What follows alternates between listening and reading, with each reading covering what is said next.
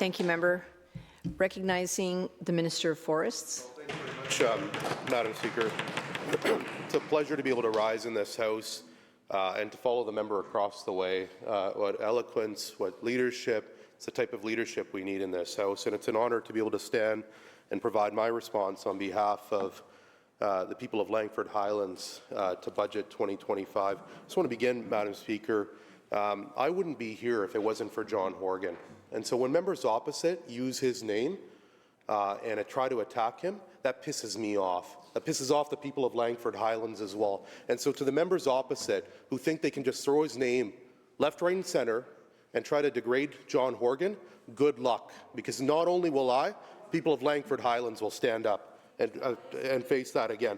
One of the most popular MLAs this legislature has ever elected, one of the hardest working premiers we've ever had. Shame on the members on the other side. Madam Speaker, Budget 2025, we face big challenges. Budget 2025, we face big challenges, and there are two options that we have. We can be like the members opposite and roll over, or we can fight. Fight for British Columbians, fight every single day, and that's what we are doing on this side of the House every single day. Budget 2025 is unique. It was created under the most uncertain times that our province has seen, where we have one of our kindest trading partners, a partner that we've had for generations, who has put us in a really difficult position, who has instituted a trade war. Again, on this side of the House, we're going to fight for British Columbians, and that's what this budget is all about. It's about defending British Columbians against the impacts of U.S. tariffs. I think it's important to remember, Madam Speaker, the impacts that these tariffs are having. I'm going to spend some time talking about Budget 2025 in relation to the impact, our response. I'm going to spend some time talking about the investments we're making in Langford Highlands. And I'm also going to spend some time talking about the Ministry of Forestry and what we're doing to make sure that as we are facing one of the most challenging times that the Ministry of Forests, and I would add forest-dependent communities are facing in a lifetime, that we talk a bit about how we can work together to be able to accomplish the challenges ahead. And again, I'm going to end with talking about the opportunities and challenges we have before us, but also talk about the options that British Columbians have before them as well. British Columbia has a really diversified economy.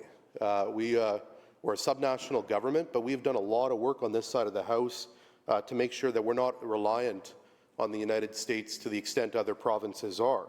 It's important for all members to know that our share of goods and exports to the U.S. dropped to 52.8% in 2024, compared to 65.8% in 2000. That's work that we've been doing on this side of the House through our trade and investment teams, through opening offices, and through having people in those key markets. BC has expanded its trade relationships in key Asian markets. We've expanded our trade relationships in Europe, and I know that because I've been on some of those trade missions. I know the important work that we've done, and I know how important it is to be able to have people in those communities fighting for our interests each and every day. But we face challenges, without a doubt. British Columbians are facing them right now. And again, it's challenging for us as a subnational government, but I would argue as a country, to be able to deal with the lunatic down south who just changes his mind each and every day.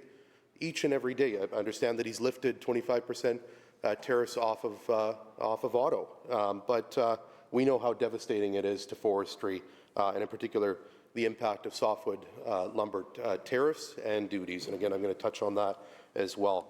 But what I'm proud of is our Minister of Finance, someone who comes from the business community, someone who's run businesses herself, who's served as a CEO of major tech companies, has come forward with one piece in mind, and that is protecting British Columbians through this and making sure that we are the most prepared we can be and have presented ourselves with as many range of possible impacts we have, because these are going to be tough times ahead.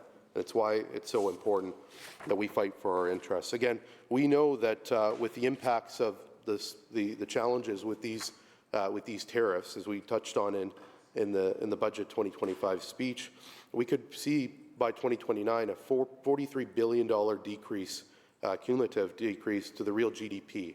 That is significant, significant. 45,000 fewer jobs by 2029, unemployment raising, a decline in corporate profits, a decline in government's revenue. These are big challenges that we face, that it's so important that, that we acknowledge that is before us. And we're not alone. It's not just British Columbia facing these challenges. It's other provinces, it's our country. And as we continue to learn more about what the President is saying, it looks like it's going to be other countries as well. And we're going to have to band together. It's why it's so important that we continue leading the way on eliminating interprovincial trade barriers, which British Columbia has done over the last 3 ministers of jobs. Again, I've had the opportunity to be at the front row of that because I've worked for the last 2 ministers of jobs, and I know how hard they worked on these projects. But again, our focus on this side of the House is going to be our three-component strategy. That is strengthening British Columbia's economy each and every day, making sure that we're expediting projects, supporting industry, supporting workers, supporting rural communities. We're going to diversify trade markets for products so British Columbia is less reliant on the United States for its market and customers. And we're going to be responding to U.S. tariff with tough counteractions. And we're going to do a lot more outreach to American decision makers as well. I had an opportunity to be able to go down to Sacramento, and I'll certainly touch on that as well. And again, there's a number of things in Budget 2025 that speaks to that. Our commitment to Buy BC. I think this should be something we're all proud of. In response to these devastating tariffs, what have British Columbians done? What have Canadians done? They went and bought BC. They're supporting Canada. They're not supporting American companies. They're not buying international products from the United States. They're supporting local. I think of, in my community of Langford Highlands, the amount of Buy BC logos I see, Buy Canada logos. I see the flags flying high and proud in our communities. It's so important that we acknowledge that British Columbians have done what we expected they would do, and that is fight. And it's why it's so important that we fight on their behalf. But again, we have to acknowledge that we're going to face big challenges, and Budget 2025 speaks to that. Again, the impact on the forest sector, the impact on every sector of our economy. I know I'm thinking each and every day about the impacts on small businesses in my community of Langford Highlands, thinking about the impact of rural communities that I've visited over the course of the last 3 months since I took on this role of BC's Minister for. So thinking about the businesses that I visited in Fraser Lake or Fort St. James, Vanderhoof, Prince George, Quesnel, Williams Lake, so many communities that I know are struggling right now and don't know what the future unfolds. But again, we're going to be working hard on their behalf each and every day. Budget 2025 continues to ensure that we are making record investments in healthcare, making sure that at the end of the day, we're strengthening healthcare and all the services people rely on. That's over $7.7 billion invested over 3 years to support healthcare, education, and social services. We often talk about the challenges in healthcare, and there's no shortage of challenges. The Minister of Health speaks to them in this House and outside of this House all the time. We've got a labour shortage in healthcare. We have to train more doctors and nurses, but we are making progress in communities all over the place. I'm doing work with my local government and with community partners like the South Island Primary Care Society, where we're finding internationally trained doctors and bringing them to British Columbia after the disastrous records of the Conservative government in the UK. We saw a flood of doctors from the UK coming to Canada, coming to British Columbia, and many of them are actually practicing in Langford, Madam Speaker. That's something to be proud of. But we're also not just focused on the operations, we're also making sure that the capital is there to be able to support staff, be able to support communities. It is important for us to remember as we face these challenges that on this side of the House, even though we didn't necessarily represent those communities that the members opposite represent, we made investment. It was this government that invested in a new hospital in Terrace. This government. Replacing the hospital in Terrace. The Mayor of Terrace just a few weeks ago when I was in his community took me for a little bit of a drive, showed me the old hospital, showed me the new one, and recognized the former Minister of Health and the new Minister of Health and the incredible work that we have done on this side of the House, the incredible work that John Horgan and the Premier, current Premier have done in making sure that we're making those investments. In addition to Terrace, we're also building a new hospital in Surrey, new facilities in Surrey, a new long-term care facilities in Chilliwack, Kelowna, Squamish, including the West Shore and Colwood. We're building a new 300 long-term care home in Colwood to serve the West Shore. Right now, we only have 50 beds. Again, we desperately advocated year after year. When the BC Liberals were here, we got nothing from them. It took an NDP government to get in to make the investments that we need in our communities. We talk about mental health and addiction supports. We've invested record dollars. It's clear we have to do more. We have to invest more dollars. But again, let's not forget that when the Leader of the Opposition was part of bringing forward budgets under the BC Liberals, you could call them the BC Conservatives, BC Liberals, BC United, same thing. They cut money from healthcare, and they cut money from mental health and addiction to the tune of $300 million in 1 year. Let's also not forget, Madam Speaker, that when those guys were in charge and they sat on this side of the House and they introduced budgets, they also fired healthcare workers, 10,000 healthcare workers. How ridiculous is that? Ridiculous is that? BC Liberals, BC Conservatives, BC United, doesn't matter what you call them, that's their record. They fired healthcare workers. What did we do? We hired those healthcare workers back. That means something to me, Madam Speaker, because the two of those workers were my parents. When those guys were in charge, they fired healthcare workers. They fired my parents. And in particular for my dad, who was a healthcare worker, here's something that it would be important for the members opposite to remember. When he lost his job, you got to call back a couple of weeks later. His wages were cut in half. No benefits, no supports. That's how they treat working people. We don't treat working people that way.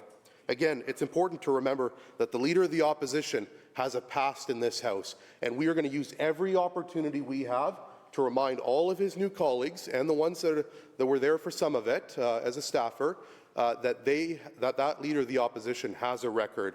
He's not a new, fresh face in this House by any means. By any means. I will talk about my record. Let's talk about education. Let's talk about the fact well, I'm from Langford, member across the way, so I'm going to talk about Langford. Let's talk about Langford. I hope the member opposite gets an opportunity to be able to speak about education in his community, but I'm going to talk about education in my community. The reason I'm standing here is because of John Horgan, but one of the reasons I became interested in politics was when those guys sat on this side of the House wouldn't replace my aging, decrepit high school. Do you know what we did at our high school? When the floors ripped up, we put duct tape on the floors. That's their response. That's their response. What have we done over the last 7-8 years since we've been forming government and we've sat on this side of the House? The largest expansion of public education in the Sault School District's history. More land purchases to build new schools. More schools. Right now in September, we are opening Sianu-Seletka, a 500-seat elementary school to serve South Langford. We just opened up. I'm talking about Langford, dude. I'm talking about Langford. You stand up and talk about Surrey. I'm going to talk about Langford. Members, that's my community. members, stop wasting my time. Hold on, members. Stop wasting my time. Hold on. Ridiculous. Members. Got the floor through the chair. Thank you. $4.6 billion over the next 3 years is going to go to building new schools, renovating. That's something we're proud of on this side of the House. Post-secondary education. We have fought hard in Langford to ensure that the students that graduate from our community, the next generation, have post-secondary options closer to home. It's this government that made an investment. First of its kind, West Shore Post-Secondary Campus, $108 million. Madam Speaker, that campus is opening this year. That's something we're proud of. First of its kind, UVic, Camosun College, Royal Roads, the Justice Institute, and the Sault School District, all in the same building. Those are the investments we're making in Budget 2025.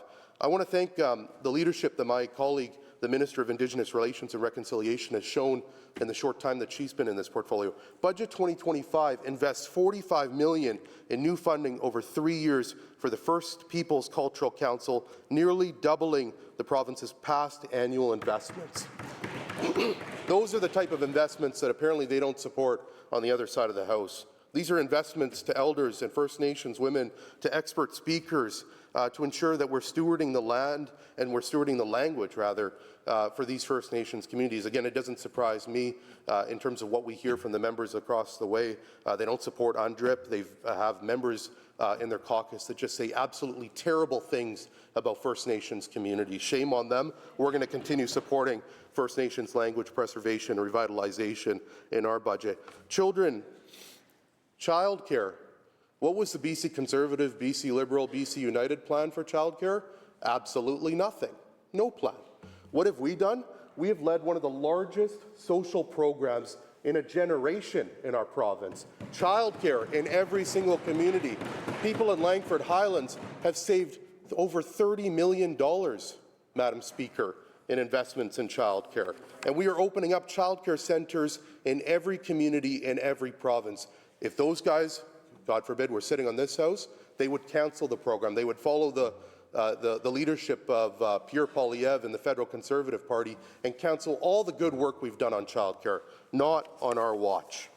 We need to work together on ensuring that we're diversifying our economy, encouraging innovation and investment. It's why in Budget 2025 we've invested $30 million over the next 3 years in the Integrated Marketplace Initiative to connect tech companies with commercial partners.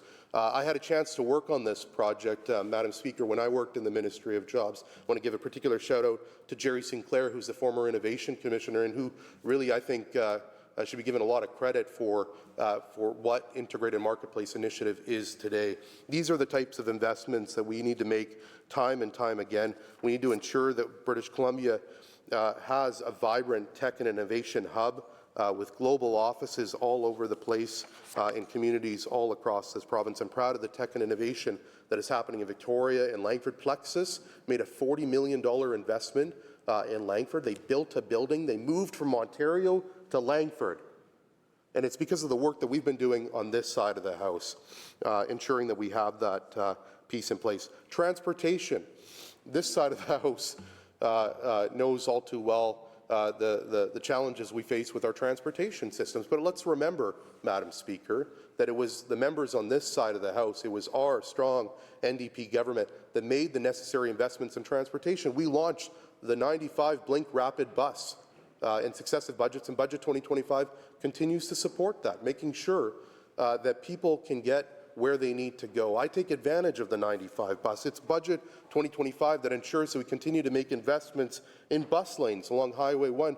When we were last year, when those guys were on this side of the House, they wouldn't even take meetings with local governments. They wouldn't take meetings with constituents. It's this side of the House that's making investments like nearly $100 million in Highway 1 and Old Island Highway, making sure that we have continuous bus lanes from Langford through Colwood all the way into town. I'm looking forward to taking advantage of those in the days and weeks ahead. In a few weeks, we're going to be opening up a new Handy Dart Centre in View Royal. Again, this side of the House made these investments. Should have happened a long time ago, but they didn't.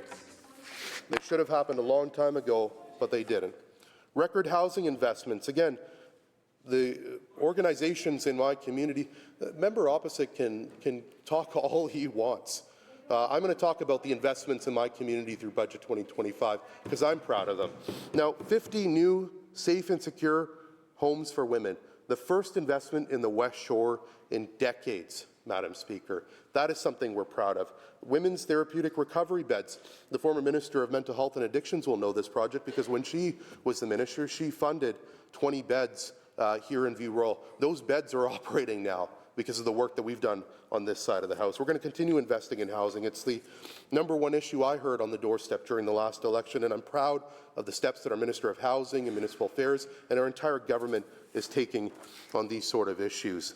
In the time that I have left, Madam Speaker, I want to spend some time talking about forestry.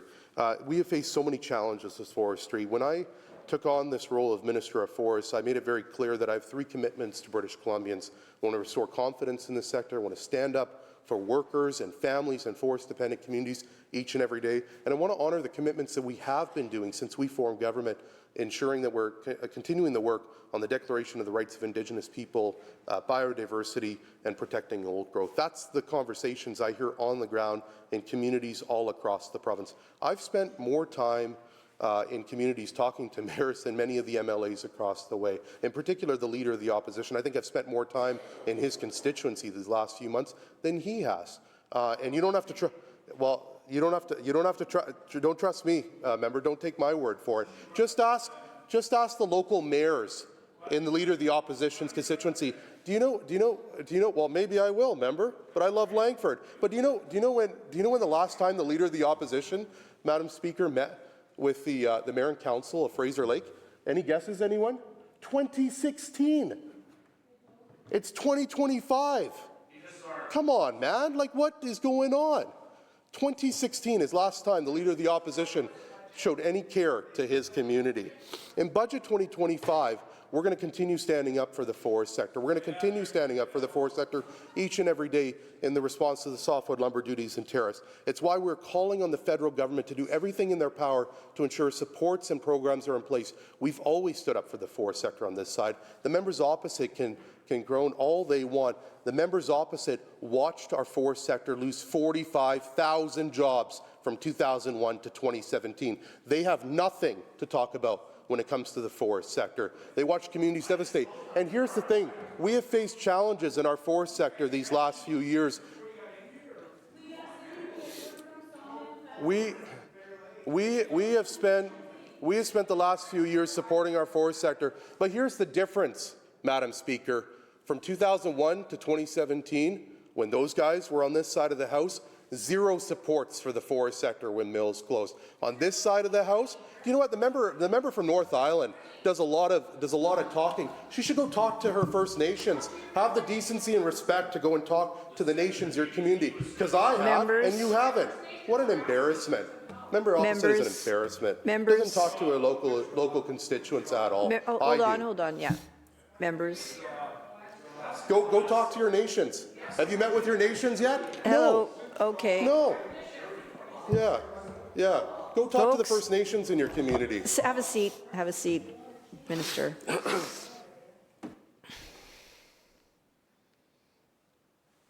Okay, continue. So I got a lot to say in only a short amount of time, so I don't appreciate the heckling from the members opposite.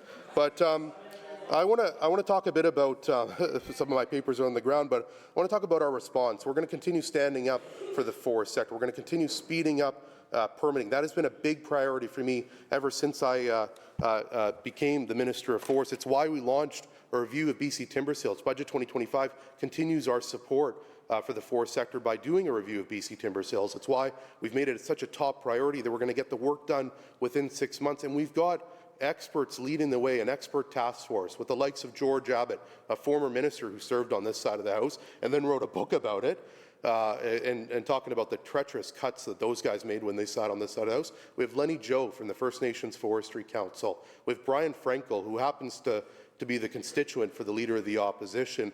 And I encourage the Leader of the Opposition to reach out to Brian Frankel. He knows a lot about forestry and could give the Leader of the Opposition some good advice on forestry. But I want it to be known very clear, that on this side of the House, we're going to stand up for our forest sector each and every day. It's why we spent time down south and why I spent time engaging.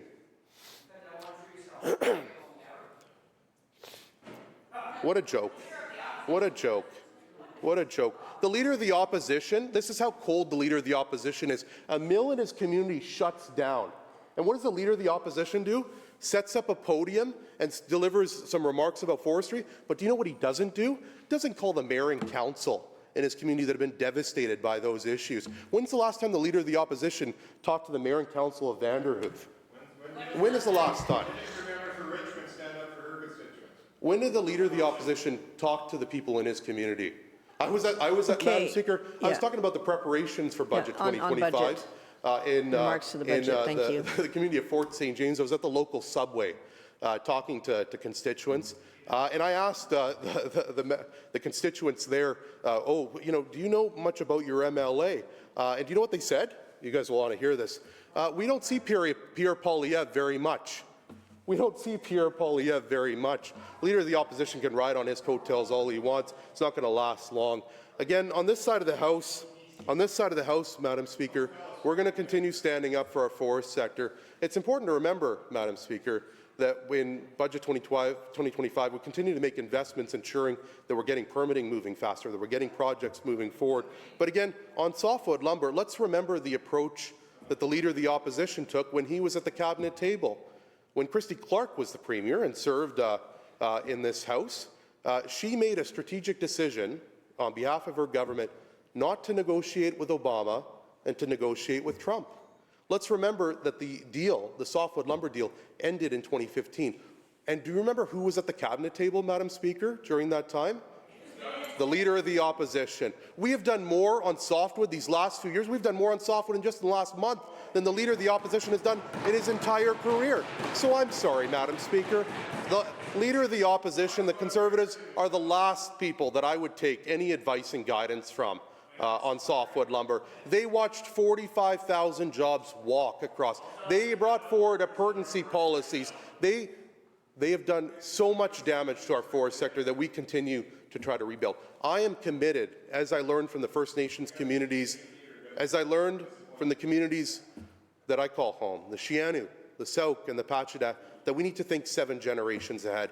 I'm working hard each and every day with the incredible team that I have in the Forest Service to make sure that we are building for the forest sector, for the next 100 years. That's the commitment we have on this side of the House. The members opposite can talk all they want.